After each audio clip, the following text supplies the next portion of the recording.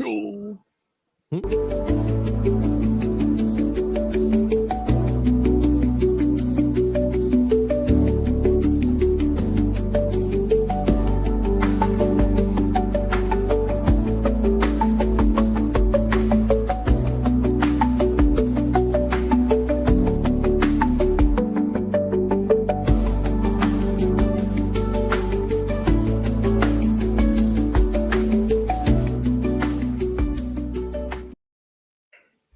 See, and just like that, we are into it for another brand new live stream episode of Long Box Punk. That's me. I'm Chris. I'm the punk, and I am joined by two super rad dudes, super guys, as it were. We've got Mr. Tony Nacho here. We've got Joey Murphy there. It's going to be a good freaking time, dudes. Thanks for hanging out with me and making time on a Sunday, taking time out of your weekend to talk comics. Oh, yeah. Hell yeah! Thanks for having us. Sweet. I also, Tony, love the Superguy standee that you've got behind you. That's so rad. This is brand new. You're the first person seeing it on screen, so this is like an exclusive for you for the Long Box Punk. I love it. I freaking love it. So, all right. Also, Robot Guy's over there. Hey, there he is. So right off the bat, before I know I said we were going to talk origins, but I hit that button and something changes in my brain. As you were creating Robot Guy and Super Guy, do you feel like one of you is more Super Guy and one of you is more Robot Guy? Is this really just a personal comic story of the two of you being sidekick superheroes together? That's a great question. Yeah, I don't know about the writing, but for the art part, I definitely feel like I pour more of myself into Robot Guy than Super Guy. Yeah, and I would agree. Like the way I wrote it, like I definitely sympathize with and empathize with Robot Guy a lot more. And I think the way I wrote him was so that everyone could, like Super Guy's not really likable, but I think there are qualities of myself in Super Guy for sure. I'd admit that right away. Like just the fact that like his basis is, hey, I'm this guy with powers that has seemingly no responsibility. And, if I got powers, I might, be on the couch. You never know. Just eating Cheetos all day. All day. Cool. See, all right. I didn't even have that written down. All right. So if we just act like now that we're super long time pals, I want to start with like how you guys got into comics. Like, what are your origin stories? How'd you start reading and then writing and drawing?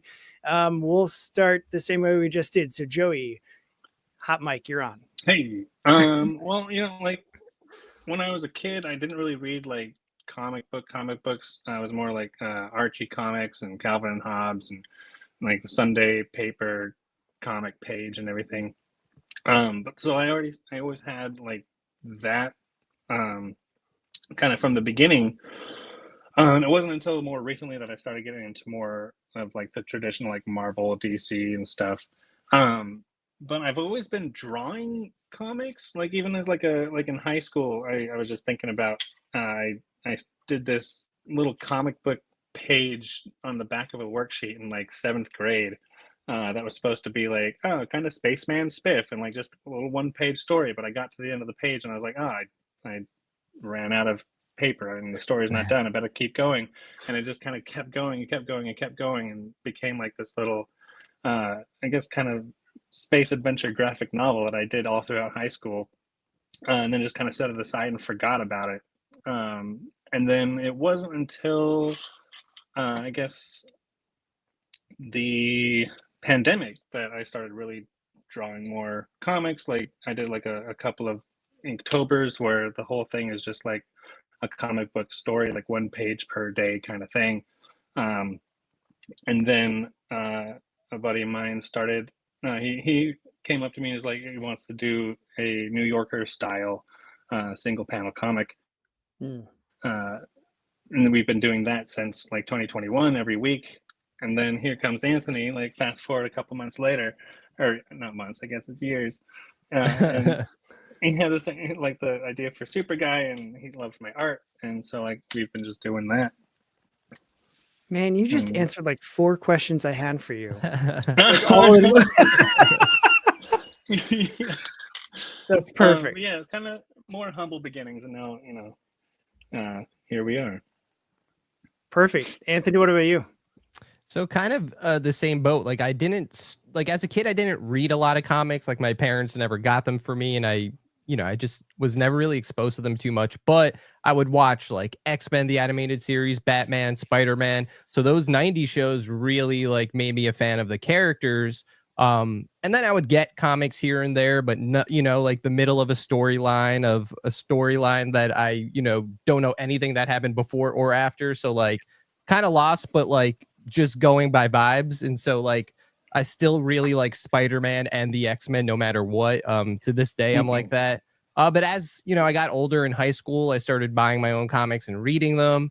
Eventually I get to the point where you see behind me where like I need a whole room in my house just to, collect these things. But I've always been a writer. I've always written stories in school. Like it was just my favorite thing to do. And I would just write for fun. And that eventually pushed me into doing some screenwriting. In high school, I wrote like a movie script. Then I started writing spec scripts, sketch comedy. And then naturally, I just wanted to try to write a comic book, but never really got the opportunity. And then somebody hit me up, Hunter. My buddy Hunter hit me up. We're buddies now. So he had an anthology, Unknown Heroes. There was a 10-page story that I got a chance to do, and really the only basis was that it needed to be a superhero team up. So Superguy and Robot Guy came out of that. Like I threw a few ideas at Joey. I knew right away Joey would be the artist for that. And Superguy was the one he really liked, and I was glad he liked because it was the one I was hoping he'd pick. He came up with some really rad character designs that, just brought the characters to life in a big way. We did that 10-pager. It went really well. And, a lot of people, I sent that out to everybody. I sent it out to you. Whoever showed even the slightest bit of interest, I was like, read it, please. And I think that worked for just getting the word out there. It was really like grassroots, boots on the ground. Like I have to get this in people's eyes and hands, and no one's going to do it for me. So I think through that, it really like helped us feel confident about, putting our own issue out there, taking the time to do it, and doing something bigger than 10 pages. This is a 28-pager. And I guess the proof is in the pudding right now. Like people really came out to support this, funded in 4 hours. And I guess we're stuck being comic creators now because we got to make more. Yeah. So I was in the dubious research that I was doing. Like you guys hit 215% in the first 48 hours of the campaign. Yep. In the first 72, you were crushing 300%. Like, and I just looked, and I'm terrible at math, but from my very rudimentary math, you're currently sitting at like 322.4% funding. Damn. Like it's insane. It's like I know that the goal is to make as many comics as possible, but like did you expect this kind of reaction? And like do you already have a plan for like when issue 2 is coming? Like I know we're not even out of the Kickstarter for the first one, but are you even thinking at that point right now? Either one of you?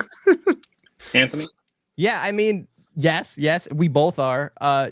First of all, I want to say like when it comes to creating this and just figuring out the future of this, me and Joey are on the same page, same paragraph, same sentence. Like that's what, this is a really great partnership that we didn't, we didn't know each other very well. Joey is a friend of both, so we have a mutual friend, Jake, who I do the podcast with, Comics and Chronic. That's how me and Joey know each other. We're introduced to each other. And I'm just so glad we were. And like, we just hit it off instantly.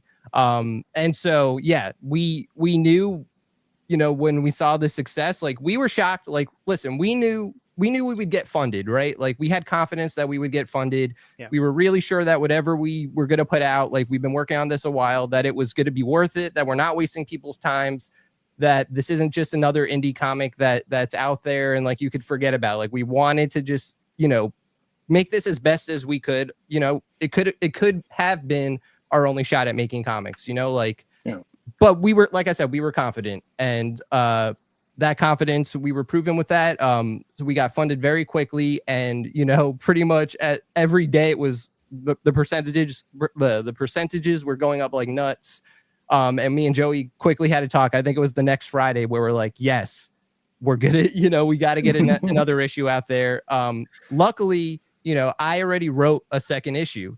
And so I already sent that over to Joey. Like we're on a great page again creatively. Got to finalize it, so it's definitely going to be coming sooner than later, I hope. But this is a wild ride for us. This is our first comic, first Kickstarter. Like, I think we're both flying by the seat of our pants right now. We have 1 week to go, and I think right before we hopped on, we got a huge donation. So again, every day is just like another day to be like really thankful for the comic book community. Yeah, absolutely. Yeah. That's awesome. So Joey, like, how does doing this working tandem compare to doing something like Space Penguin, or like the children's books that I wrote that down. I should have looked first. Bear's Grand Day. Like, how does doing Superguy with Tony and doing all the crowdfunding stuff compare to, like, do you have a different approach because of the like impending Kickstarter campaigns, whereas with the Inktober stuff you're doing it like to do it and create new things? That's a really good question. I don't know. I mean, they're both different. Like with the Inktober, like Bear's Grand Day and Space Penguin, like there was like the daily deadline, so like I had to like plan in advance so that I had everything ready to go. I don't know. I didn't really think of well, I guess I did kind of think of the Kickstarter deadline. Like that definitely was like helping light a fire under my ass. So we were like, gotta get this done. Like we gotta have it like ready, and like that kind of helped with the motivation and like the immediacy of it, I guess. I don't know how else to answer the question. That works. Didn't really think about it until just now, I guess. But yeah, I mean, that in itself is, kind of the answer of like, just do the thing, right? Like, just make the thing. Yeah, and I get it out there. I think with the 10-pager too, it was kind of like that, where that was like, all right, we have a really tight deadline, and we got it out there faster than the deadline was. As tight as it was, Joey like pumped that out there. And we were really proud of that. And I think that really was a test for us both to just, hey, can we do this? And it worked really well. And then with the Kickstarter, I wanted Joey to literally have as much time as he possibly needed. And, like, I think it shows in the comic.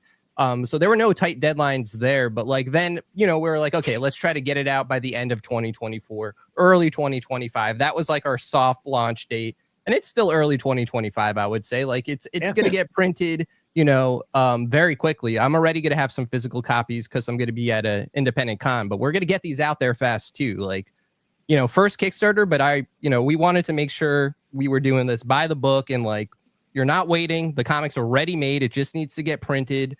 We're not messing around with this one, I think there's something to be said too about like the creator's integrity of like knowing what it's like to back into Kickstarters, whatever, and then waiting however long, like having that immediacy and that hustle.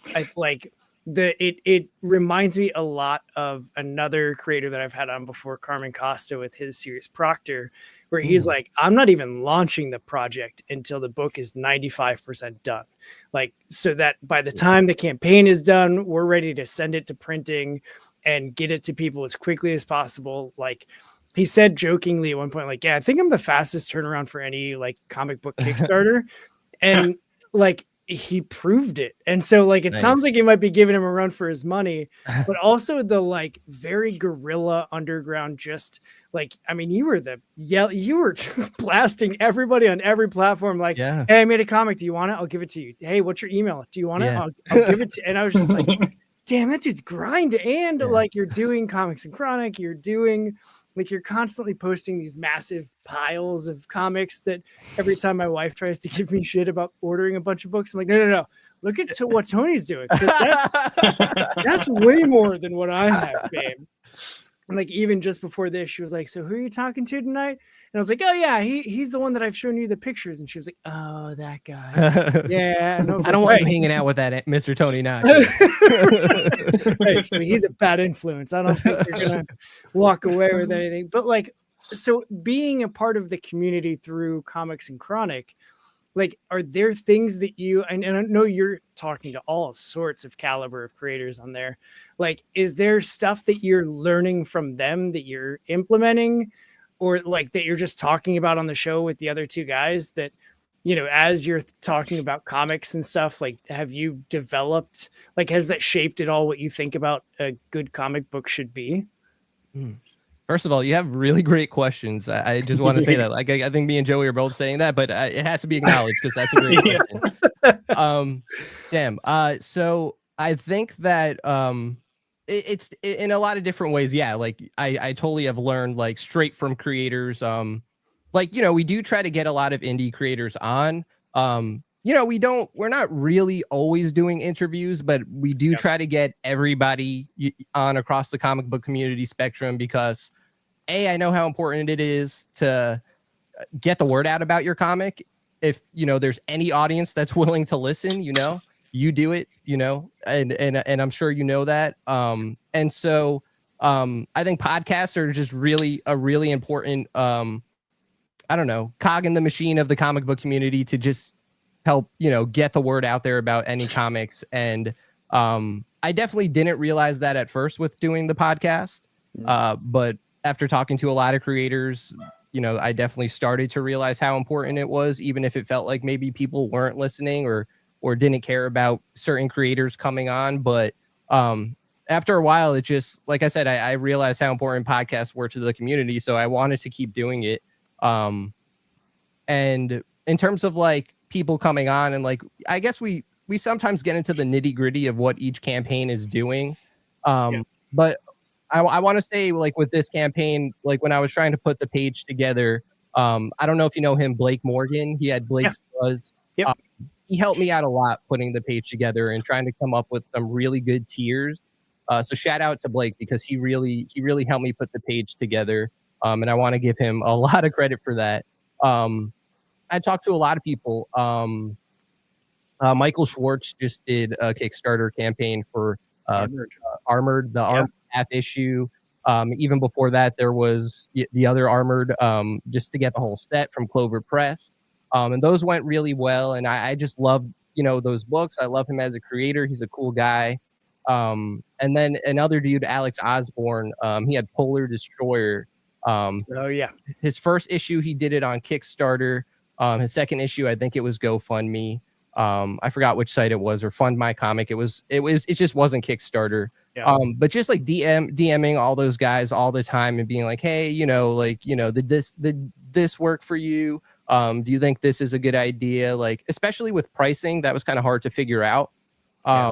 So, I just talking about this, and of course, like me and Joey had a bunch of powwows, just like pooling our knowledge together, like what makes sense, what do we think people would like, and then we kind of landed on this, what you see here, and I think it worked. Some of the rewards are more expensive, but a lot of people went for them, and those were just really like, I guess again, just going back to the word support and community, like, hey, like $5 is more than I could ask from anybody, and if you gave me that, that's awesome that you gave us that $5 to read this comic, because that means a lot. That means you want to read it. And then, people throwing larger amounts, like for instance, Joey will draw you into the next issue of Superguy. That's a higher paid tier. There's also one to be a guest on Comics and Chronic, which we're never charging people to be guests on Comics and Chronic. That's not what's happening here. But people that want to show that extra kick of support that may not even be in the comic book community, but they're like, oh cool, now I get to be on their podcast. So there's things like that that I think really helped the campaign. If they weren't there, I think not that we would be struggling, but we wouldn't be hitting such high numbers. So I don't know, but that was a long-winded way of saying, like, just get the word out there. Getting the word out there was so important. So doing anything to do that, I think helped us get to there so fast. community support, and then just going for crazy tiers that you think people might not go for. Yeah. Yeah. I think that like the guest on Comics and Chronic is such a unique, like a ton of creators can do, they'll like, yeah, get drawn into the comic, but like that's tapping into your specific like niche position as a podcaster and now a writer to offer that. Like I saw that and I was like, dude, that's just freaking smart. Like that's just good stuff. No, that's again, I have to give a shout out to Blake. Like that was one of our powwows and he was like, yeah, you should do that. And I was like, you think people would go for it? He's like, why not? And people went for it. Man. So yeah, there you go. That's rad. I totally just lost. I was like, oh man, that's gonna be great, and I just completely lost it. No, that's all right. It's live, man. This is what happens. And I didn't have it written down either. But what I do have written down, okay. So with Superguy, and then I was again researching, which is really just going back in the last like month of your social medias. That's how I research, and then maybe websites and stuff. You've been posting, Anthony, about like Superman, and you did Razor Ramon's head on Superman, which is gold, by the way. But then like going even further back, I saw somebody ask like, what's the best song that refers to Superman? And you were like, oh, Goldfinger Superman, like far and like heads above. Yeah. And I just wanted to call that out because I love Goldfinger. Yes. And B, like that song has been my top listened to song or in the top 5 on Spotify Wrapped for like 3 years in a row. It's on so many like playlists that I listen to. And so seeing that, I was like, man, I love Goldfinger. Yeah. And I know you're a big Weezer dude, but Joey, you're not wearing any like band swag. So I can't. I don't have a lot of, to be honest. But like, do you not to pick on you, Joey, but do you, like, is there any other song that refers to Superman? The only other one that I can even think of is Three Doors Down, Kryptonite. Like, that's and similar to what Chris is saying, like it's Goldfinger, right? Like, is there another song that you can think of that even refers to Superman? Honestly, the whole time you guys were talking about the Goldfinger song, I was thinking of Kryptonite. So that's the only one I can think of. Perfect. Has to do with Superman off the top of my head. There is another one. It does not, it come anywhere close to the one of the best Superman songs, but I still will listen to it every now and then. Maybe it was out at the same time as Smallville. I think it's just called Superman It's Not Easy by Five for Fighting. It's the piano song. I forgot about that song. And the only reason I remembered it is because, so I don't think it's something I'll share, but I kind of just made a Superguy playlist on Spotify. Perfect. Not because I'm not like listening to music and writing. It's nothing like that, but songs that I thought might tell the story from the one shot and then through the first issue. I'll send it to you, Joey. I was just messing around. Yeah. Maybe I'll share it if it makes enough sense. But I was thinking it would be really funny if like a really depressed Superguy was singing the song I just mentioned by Five for Fighting, because it's like a sad piano song. And I could just picture Superguy like at a bar, smoking a cigarette and just like singing this song very passionately. That's great. So crying in the shower. Yeah, exactly. Yeah, exactly. That's one of my most used gifts too, by the way. Yeah. Exactly. No, the Scrubs theme song. Yeah. Oh yeah. See, he says that, and I'm like, I don't remember that theme song at all. So I'm great that the two of you are like, yeah, totally, because that would have totally fallen flat. But I guess there's another one. So leading off of the Goldfinger, because they're the best. Like, if Superguy and Robot Guy were like driving through the big city, like what's their mixtape consist of? That they would be listening to together. Like a song they would both like, you're saying, that they would land on and like, or if they like, I'm thinking more because my wife and I have different tastes in music, but some overlapping things, and I feel like the two of them would have very different. So like for our wedding, I didn't expect ever to be talking about my wedding on the show, but here we are. At our wedding, our like guest gift thing was I burnt like 100 CDs, and she picked the first 5 songs. I picked the last 5, and then we had 2 that we both picked. We're like, yeah, let's put that. So we gave everybody like a 12-track CD. Nice. So cool. Like thinking about, and we had like little single vinyls that were the table markers, and everything was like music themed. Even the invites looked like a poster for like a concert. Nice. That a friend of ours that does graphic design put together. So like super rad stuff, not to dote on how cool all of that planning was. But like similar to that, I'm assuming like they wouldn't have similar taste in music. Yeah. So maybe like a couple songs that each one of them would pick to be on that, or like one that they might agree on together. We don't have to build like a full 12-track album playlist thing here.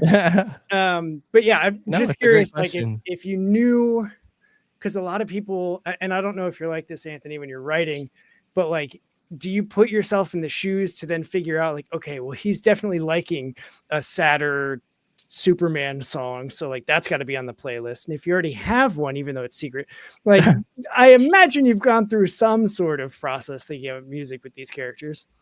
No, see, that's the thing. Like, I don't like the playlist I made was more like what matches like a story beat. The thing I just mentioned, like, it just, I don't know, it's just a silly idea that I thought it would just fit Superguy. Like, there is like, you know, there's one small musical reference in the comic, like Robot Guy's ringtone, if you want to call it, is Mr. Roboto by Styx.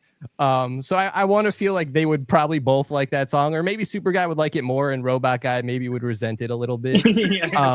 But like when I was putting the playlist together, I was just like reading. There was never a day where I was like, let me read the lyrics of Mr. Roboto. But then I was reading them and I was like, oh, some lyrics in here could kind of match the way Robot Guy feels. Like, it was weird. Something very specific about, I don't know. So at some point in the song, it gets very emotional. Man, it's just such a good question. I'm trying to think. Like, maybe they would both like. They would be driving in the car and they both like Intergalactic by the Beastie Boys. I don't know. Yes. Right. It seems like their flavors. That was a perfect song that I never expected to fit as well as it did in the Star Trek, like the newer Star Trek movies. When they're destroyed, they're like, oh yeah, put on that classical music, and it's Intergalactic by the Beastie Boys. Nice. Yeah, it's a great song, and I feel like it kind of captures both of their spirit, I guess. Like, Superguy thinks he's a badass, even though that's what he looks like, you know? I feel like Robot Guy would have much more of a sophisticated musical palette than, Superguy. Like, Superguy would be like listening to like Chumbawamba, but nothing wrong with Chumbawamba. But like, Robot Guy's like, okay, I'm gonna be listening to my Mozart and my, like much more like Andrea Bocelli kind of. I was expecting you to be like, his Bjork, and I was thinking like Bjork and Moby are like elevating music that I just like totally don't get. I'm a very simple person, I love the Ramones. I only need 3 chords. Who needs more than that song?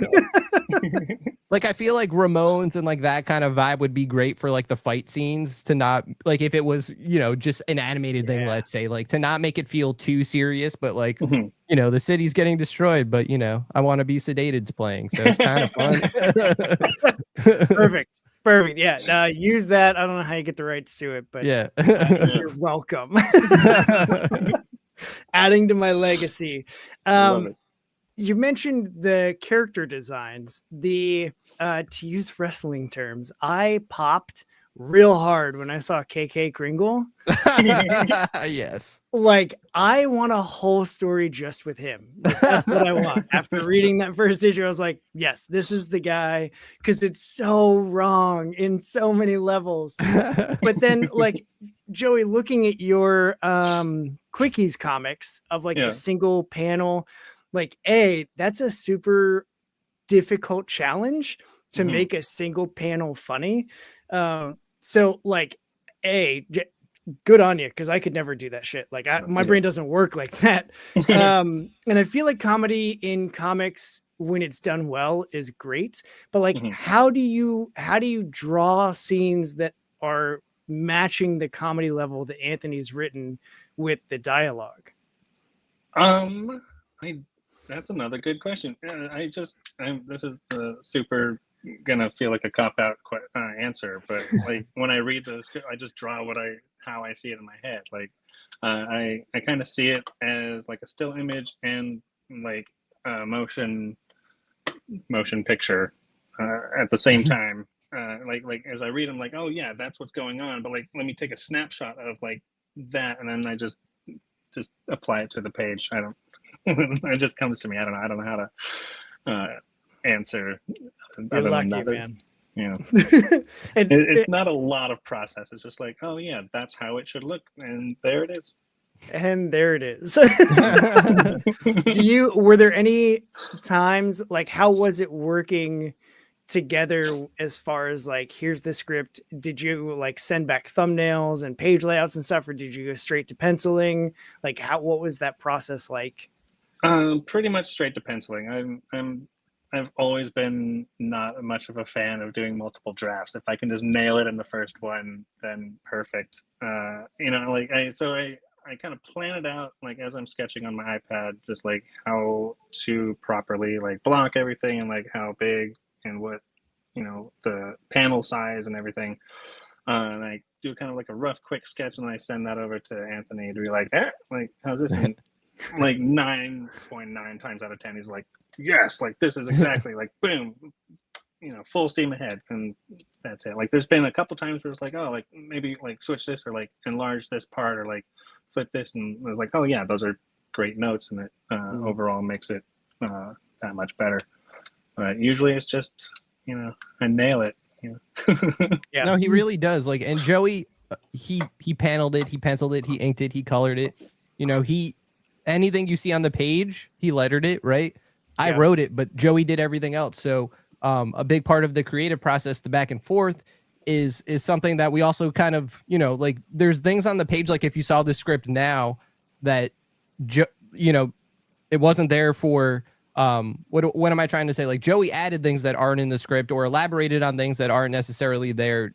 And a lot of it too is like, not like panel 1, panel 2, panel 3. Like I definitely made sure while writing it that each page kind of functioned as like, like if you're looking at page 1 from panel 1 to the last panel on the page, it's going to be almost like a little sketch in itself. Like there's going to be a punchline here and there. Like it's going to still, but like the way Joey decided to panel it was all on him. That's, the creative freedom that he wanted. Like we decided on how we were going to do this and then trusted each other. That was a big thing, just trust. And we're like always on the same page anyway. So that was easy. Like, and the results kind of speak for themselves, but that is kind of how it was, where Joey was just like, and I was like, like just kind of back and forth.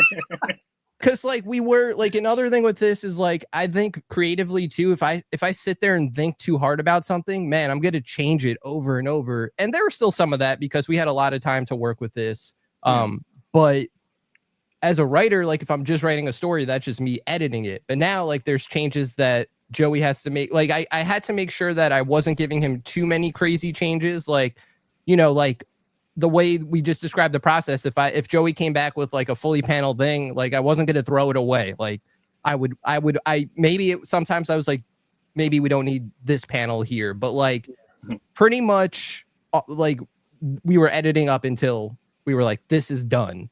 Right. And I know that's probably not the right, quote unquote, right way to do it, but it's like our first comic. And like, we have a lot of leeway in the sense that we're friends and we're working together very closely. And like, I've definitely learned some things, and how I'm structuring it and working with Joey. Like I want to make sure for the second issue that like, at least on my end, I try to make it a little tighter for him.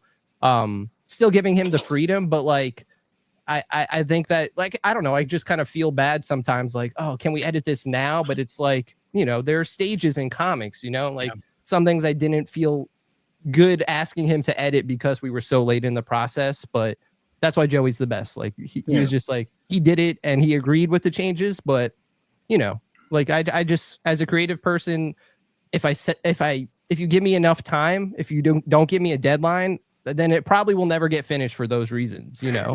Yeah. Yeah, I'm definitely a list-based person. And so if it's on a list where I can get the data in front of me and make sense of it, then I can suddenly like hit personal deadlines and like get things done. If I don't have a list of all that stuff in front of me, none of it's getting done. Yeah. Like there's no in between. Same. And Yeah. I even had that with doing the reviews that I do. Like I had so because I took December off, like I had a bunch of people emailing books for review in December and then in January when they started piling up. And I got to a point where I was like freaking out because God, I've had these things in my inbox for like 2-3 months and I haven't done anything with them. I need to do that. And then I just kept saying that. And then finally I took a day off work and I went to the library and I was like, I'm making a spreadsheet and I'm putting everything on this spreadsheet. And my wife was like, you can get this template and it's like a checklist. And it just, 3 hours later, I was like, oh my gosh, I can see everything. I have a schedule. And now in the last like 3 weeks, I've put out more reviews than I did the 3 months before that. Because now I have a list. I imagine the spreadsheet became matrix code and you were just like, yes, I am understanding the reviews. Yeah, and like to go back to it's not the right way to make comics, man. The only right way to make comics is to make them. Yeah. Like that's it. I've talked to plenty of creators that approach writing their scripts differently or approach the collaboration differently. And it like whatever works for you and your creative partner, like that's the right way for you to make comics. So like that's my personal crusade is to like get rid of if you technically want to make a comic, like shut up. No, just make the comic. It doesn't matter how I made it. It doesn't matter if I scripted it panel by panel, word for word, action by action. Like I have layouts and I give all that to an artist, whatever. If like I have a FaceTime because this is my experience. Like I've FaceTimed Punk Rock Chris, who's been in the comments, and like we're working on comics together and we FaceTime a couple times, set up a document, like we text regularly. And it's just like, I don't know, this page should probably have this, right? And he's like, yeah, what if we do that? I'm like, great idea. Let's do that. And so like, I don't know. I just think there's too much emphasis on the wrong things when creating comics, because if you're creating them, you're doing it right. So like just to anybody that's hearing this that might be like, oh, they're not doing it the right. Shut up. Like it's they're making it. And clearly it's working because like you've gone gangbusters on Kickstarter. So like you made it the right way. Just all right. I'm off the soapbox. And like Chris is right. You got to learn how to do the thing together. Like I can read all the books that I want to do on writing, but that doesn't mean that's going to make me a better writer if I'm not also like working with my artist. So absolutely. Anyway, I'm not chasing you two down. I'm just telling some personal demons. I thought you made some great points. Oh yeah. Okay. So back to, because this fascinates me, Joey, the Inktober, where you're doing like a panel a day to create a whole story. Yeah. What? That feels so like far advanced of an idea to do. Especially with you then saying like, yeah, I wasn't really doing comics until I started doing that. Like, how is that the thing that you were like, this is what I'm going to do for sure? Yeah. Like, I don't understand. I just kind of fell into it. I'd been following this creator on Instagram for a while, Jake Parker, who created Inktober. And like a year or two after I moved to Los Angeles, I was like, I want to do this too. Like I like to draw, but I wasn't really like drawing enough, I felt like. And part of it was just because like, I don't know what to draw and blah, blah, blah. But the great thing about Inktober is that there's like an official prompt list. Like you don't have to use it, but like it gives you like 31 words that you can be like, oh, for, October 1st, it's spray. For October 15th, it's punch. I don't know, whatever.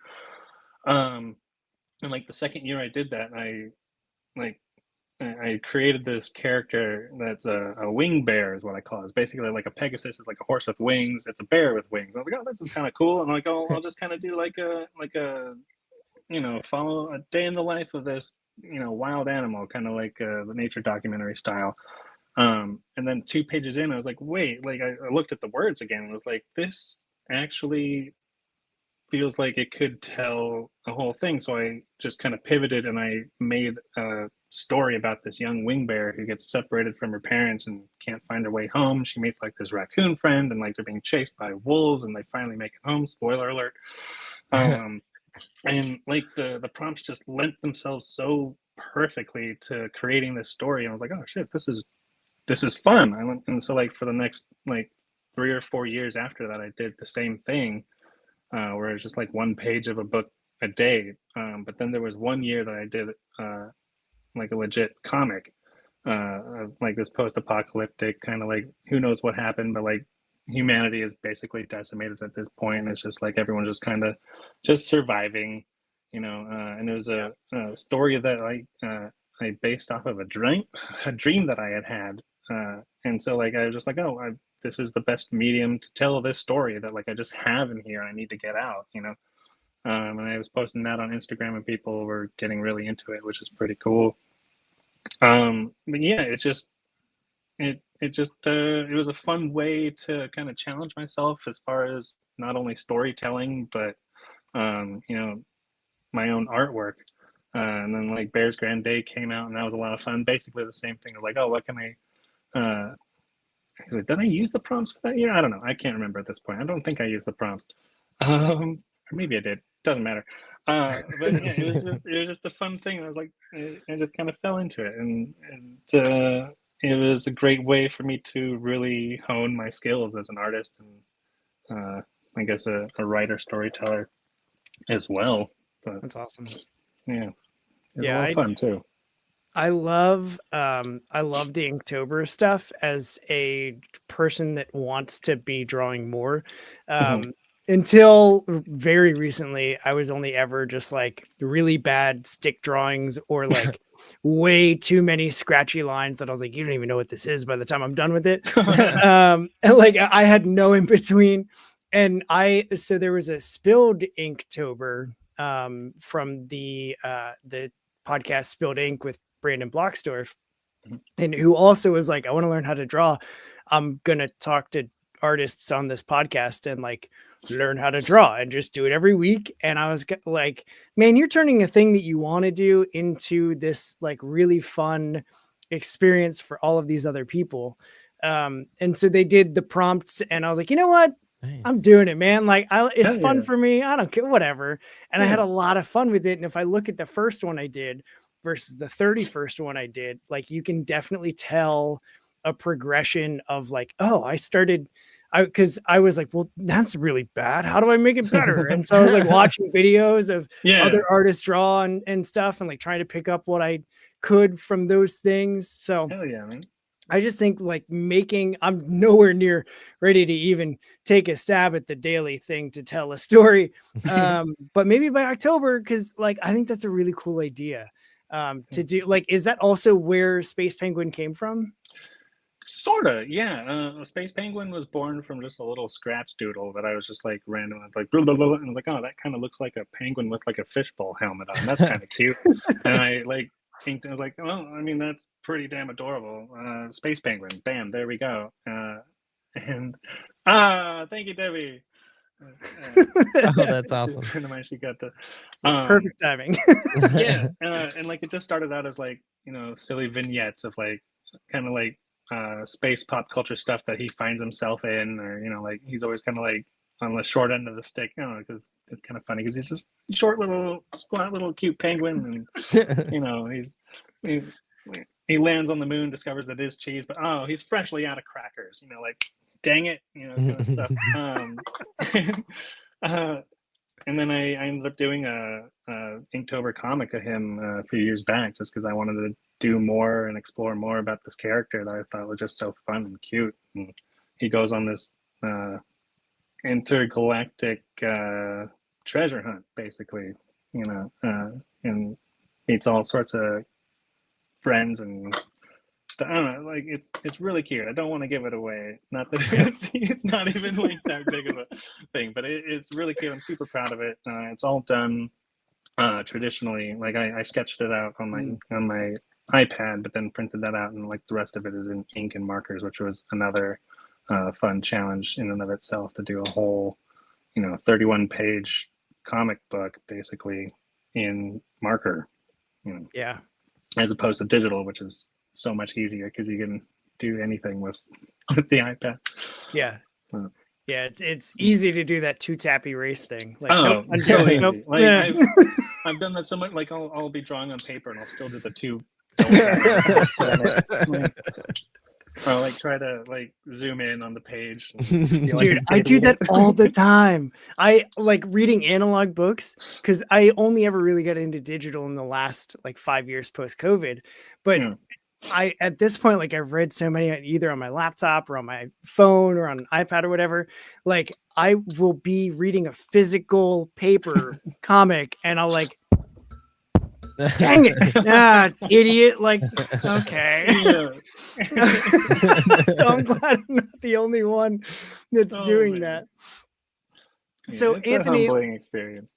Yeah, for sure. And then you like look around, like, did my wife Like, just did see me do anybody that? My dog's just sitting on the other end of the couch, like, you idiot. I'm a dumb human. So Anthony, like with the full massive shelf collections that you've got, like, are you aiming to like write a full like collected trade or something that you could add of Superguy that you could add to the shelf? Oh, hell yeah. So like I said before, second issues are already written, so that we're planning to do that.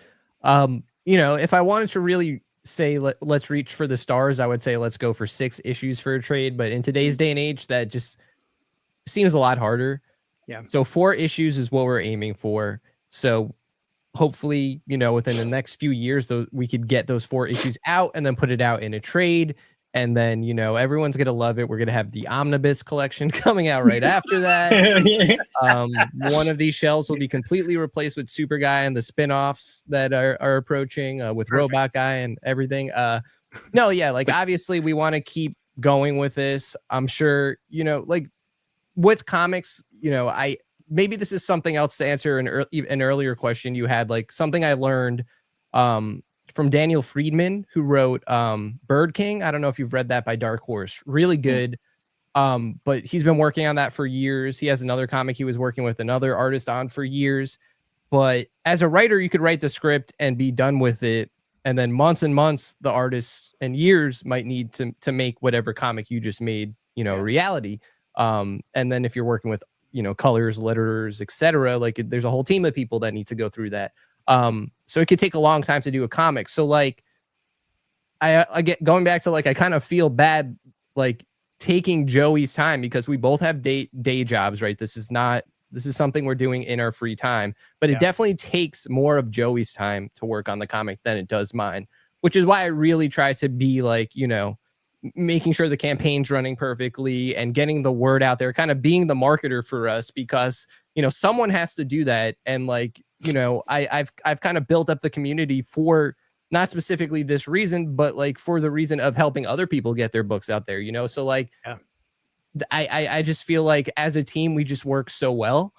And, I don't know. I just think that with comics, it takes so much time and you have to dedicate yourself to that. So like, of course I would want a full shelf and things like that, but like, that could take like literally a decade. Like you can't plan for that. And you can't like even expect that to be a thing. Who knows if we'll even have like a country, like in a couple of years, like at the rate things are going. So like, yeah, of course I want Superguy volume 1, 2, 3, 4, etc. But hopefully, it's just, when will we get there? Who knows? But we'll try to get there.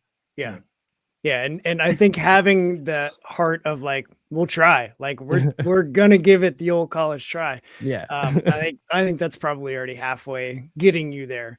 Another thing I wanted to ask you about, Anthony, was you used to work for WWE. Yeah. Yeah. Yep. So if you're booking Mania, which is next weekend, and Superguy and Robot Guy are on your roster, who are you booking them against for WrestleMania? Okay, so they gotta be a tag team. Or you Seems could like have 2 singles matches. I could. All right, so let's do singles matches. Who is Robot Guy gonna face on the WWE roster right now? Huh. Because I'm a big wrestling person. So like knowing that you work there, I'm like, oh, I gotta ask you at least one wrestling question. There's Yeah. 2, but this is the first. Joey, you can get ready with what their theme music would be. We got to get Jim Johnson back at least for that, for their theme music. Damn, this is a good question. Hold on, I do have to think about it 1 second. I'm like trying to run through the roster in my head. Like I kind of want Superguy. I mean, Superguy's basically a heel. Like he is the hero, but he does play the heel role, so he's got to fight a baby face. And Robot Guy's definitely got to fight a heel. So let me try to think. Like I'm almost thinking. Like so does it matter who it is? Like what if they like can it be CM Punk? Like for instance, like he can have the main event to fight Superguy or Robot Guy. This is all the hypothetical wrestling. If it was real, I'd say CM Punk absolutely cannot have the main event. Yeah. He's had his time and it was 15 years ago. But that's I'm gonna have wrestling trolls on here like being angry at me now that I get him off my TV, man. Like I'm over CM Punk. But and it could be like active roster. It could be like Andre the Giant, like that. Yeah, Andre the Giant returns to take on Robot Guy. Who's okay? I want Robot Guy to fight The Rock. He's gonna fight the final boss, The Rock versus the Robot. That sells itself. Yep. Super Guy. I guess we got to throw him up against a baby face. I don't know. Let's see Super Guy versus Cody Rhodes. Let's do it. The American Nightmare versus the American Nightmare. Super Guy. Super Guy versus Cody. I like it. There we go. Cody and The Rock, 2 of the biggest storylines right now too. Yeah. Look at you working all the active things into the mode. All right. So then Joey, so they announce, here comes Super Guy. What's he walking out to? Ooh.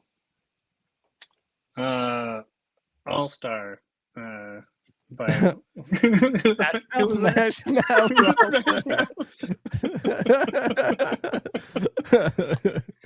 Yeah, you might get a huge pop for that.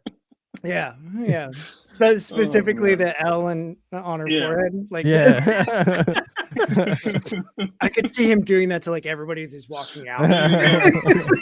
Bathrobe and all. I love that. And then Robot Guy, is he coming out to Mr. Roboto? Because no, he's coming out to Mars Bringer of War. Ooh. Yeah. I don't remember the composer, but it's pretty badass. And it's a pretty good song for Robot Guy to I like it. That's like a freaking Bringer of War. That's a heavy title. Like that just especially for then Robot Guy to like walk out. No, what I'm kind of learning, which again, it totally tracks for me too. But like we never even talked about this. Like Robot Guy liking classical music, it kind of works. Yeah. Like in my head, sometimes I think, and like me and Joey actually, I think the only thing we don't 100% like agree on, we just have different opinions, is like who should voice the characters. Like if they were to ever have like animated. But like in my head, I sometimes think of Robot Guy as like a Shakespearean actor almost, but not quite, like almost like Peter Dinklage. Like like I don't know why, but I think Peter Dinklage would make a great Robot Guy. Like he's monologuing a lot and being a bit more serious, trained. Exactly. Yeah. So then who would be Super Guy? I've always pictured him as Danny McBride. Okay. Voicing him, like specifically like Vice Principal Danny McBride. Which I think definitely works. But like in my head, like okay, like almost like a throwaway answer, but like Bruce Campbell, right? Like Bruce Campbell, like I just feel like would be like the perfect, right? Like in my head, Super Guy. I'm a big Bruce Campbell guy. No, we all love Bruce Campbell. I just feel like he puts across like that, like heroic, kind of like cocky but sarcastic. You know, like that's how I hear Super Guy in my head. But I could totally hear Danny McBride too. Like Joey makes a good case for that. So like My pick would be someone Bruce Campbell-ish. We've even talked about like Nathan Fillion, like kind of same idea. Just kind of that like heroic, but you know, he could turn the comedic charm on and you know, just get that. Like I want Superguy to feel like he is a hero, but like he doesn't do anything a hero would do, but he presents as a hero very much, you know, like even in the way he speaks. But Robot Guy, yeah, he definitely, I don't know, there's something about him. Like he does have villain origins, you know, so villains like to monologue and kind of, they often are played by like, you know, British actors that like sound very Shakespearean. So yeah, I think that could really work. Like Danny McBride. You're also saying Alan Tudyk would be a good Robot Guy too. Oh yeah. We were saying that too. We're just stealing James Gunn's good crew. robots. Yeah. Nothing wrong with that. James Gunn wants to animate our show. Absolutely. Yeah. He could call us. Get James Gunn on the phone right now. Yeah.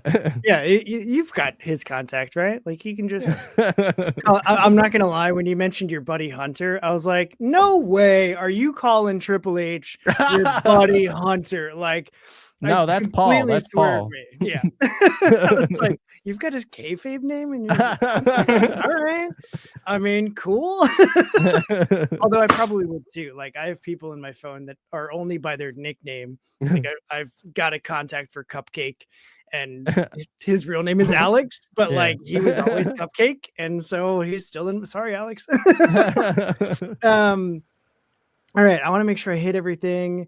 We got that. Oh, I need a Narwhalkers and versus Unicorn comic book, Joey. Like wow.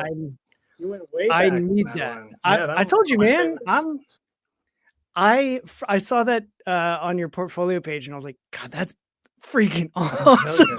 No, I was super proud of that one.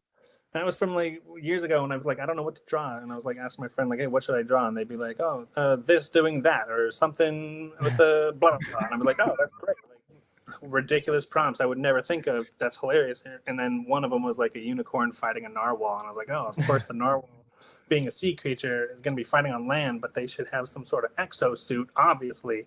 And so then I narwhalkers, which like perfectly lined up. And then you got the unicorn fighters. And it's just, I was so proud of like how perfectly everything about that particular illustration came together so well. Yeah, I saw that and I was like, damn, that's perfect. Like everything about this is the names with the play on words and the like the narwhal's tail just still being curled in the walker thing. Like nailed it. I just had to call you out for that. Where I need that story. So all right. I don't think I even know that one. That's a deep dive. Oh, yeah, I'll send it to you, Anthony. Yeah. Long hours of research. That's how we do things over here. It doesn't seem like it all the time. Okay, so I've got all of the things. We hit all the stuff, but I'm not done with you yet because, of course not. Fake finish. So, man, all the wrestling. All the wrestling stuff right now. So before I put you on the spot, we got to pose for our YouTube cover. So I'll take a screenshot and then that'll be the cover, the thumbnail that I use for the video. Mainly because it makes my life way easier, but also like you get to pose however you want to. So I'll count us down and then we will. I got my keyboard. Okay, and then we'll pose. Cool. So all right, that sounds good to me. Let's see, you're over here, so I'm gonna. Okay, 3, 2, 1. Cool. See, and like it gets a laugh almost every time, which is great. Because that's the whole point of the show is to just spread some joy. The other thing that I love doing about the show is talking with indie creators because everybody has different experiences that lead them into creating comics and eventually coming onto this show. But like we all love comics. And so I just love hearing perspectives and everybody's different voices and where they've come from. So I always like to, at the end of the show, stop talking and turn the mic over to my guest or guests in this case. And so basically what I'm looking for is like anything you want people to hear from you. It could be to go back Superguy now because they're running out of time. It could be about how a narwhal would absolutely obliterate a unicorn. Like the content doesn't matter so much as I just want you to have a chance to share whatever's on your mind, and I'll let you two fight to the death for who gets to go first. But I'm gonna stop talking now so that the two of you can take over. I'll go first because I have less. Just follow me on my socials. I post art as much as I can, quickies and everything. My handle is right here, Joe Ryan on Instagram and Threads. Joe Ryan's Belt on Blue Sky. Also check out Quickies Comics, also on Instagram. That's Quickies_comic, and it's great. And it is. I can vouch for that. I'm Mr. Tony Nacho everywhere. So at Mr. Tony Nacho on whatever social media site you find yourself on. Specifically, you'll find me more on Blue Sky and Instagram, really. Those are kind of where, if you DM me, I'm more likely to see it. And I'm happy to, DM me, talk comics, or you want to be on the podcast, anything like that. I co-host Comics and Chronic. It's a weekly podcast where we talk about comic books, nerdy movies and TV. They got a great logo. A great logo created by Joey Murphy himself. Just fun stuff. The Kickstarter has, from today, Sunday, April 13th, we have a week to go. 4/20 is the final day for the Kickstarter. Ooh. Like Chris has said, we've been funded. We funded in 4 hours, but every donation, every bit of funding that we've gotten since that is to help us make more Superguy, which we want to do, which we're passionate about. And we really think it's a good comic. It's a funny comic. It's a 28-page action comedy. We think you'll like it. It might not be for everybody, but Chris even has a review. Thank you for doing that review. I love that. He went a little bit deeper into it, but I think, Superguy, it could feel like what you see is what you get, but I think there's a lot in the comic. You'll be surprised. You'll be surprised about what, it's more than just a comedy. They might have silly names, but we're trying to be a bit deeper than it appears on the surface. Like we said, we have an arc planned. There's more things happening. And once you finish reading the first issue, you'll know that we have more things planned without spoiling it. So go check out Superguy, please, and thank you. Perfect. And also, like, 4/20. Oh, it's a perfect day for you. It's a weed reference for anybody that get that. Oh. No, it's Easter. We were talking about Easter. That's the best way. That's how you should be marketing this. Like, put Superguy in your Easter basket. Come on. There we go. Way up, man. Gonna go make a graphic as soon as we're off of this. The Easter basket is Robot Guy's head. Like, really? See, I just have stupid ideas that come tumbling out of my face. I can't actually create them though. So hey, after the next Inktober, hit me up. Do a cover. Come on. Perfect. That's gonna be my timeline. Once I get to Inktober, that's when I'm gonna start flexing. I hope. Perfect. I hope. And also, like, just have fun. Like, make the art and just make the comics and have fun. This has been really. I knew that this was gonna be a fun show, and I'm trying to like stop it short of what I want to continue doing because we would just keep talking for another 3 hours. Because it's a lot of fun. So, as you continue the arc, always you know how to get a hold of me. Thank you both for hanging out with me. Hang out after I got logistics for you. Sure. But for everybody else, like, thanks for tuning in live and like sounding off in the comments. That makes it way more interactive and way more enjoyable for us, or at least for me as the host. And for anybody listening to this, thanks for checking it out. If you liked it, share it, subscribe it to whatever the things are that YouTubers say, because I'm not a YouTuber. I'm just a punk rock kid that loves the indie comics, which means that at the end of our show, every good podcast has a tagline, and this one's mine. Go do what's good for you, punks, and read some comics because we are out of here. And then we hit the button and we vote.